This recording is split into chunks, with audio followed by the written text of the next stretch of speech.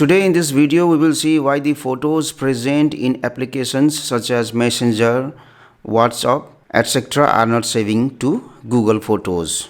If only the photos present in the camera application will upload to Google Photos, then what you do is go ahead and open Google Photos application.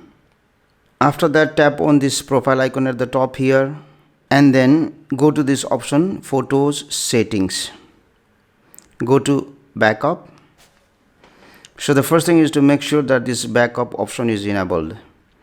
Go down and select this option Backup Device Folders.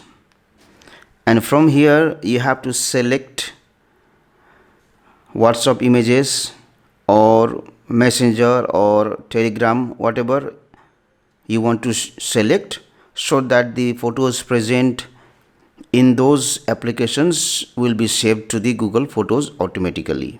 Thank you for watching this video. Please like and comment on the video if you found it helpful. Also click on the subscribe button and hit on the bell icon to get the notification of our latest videos for free.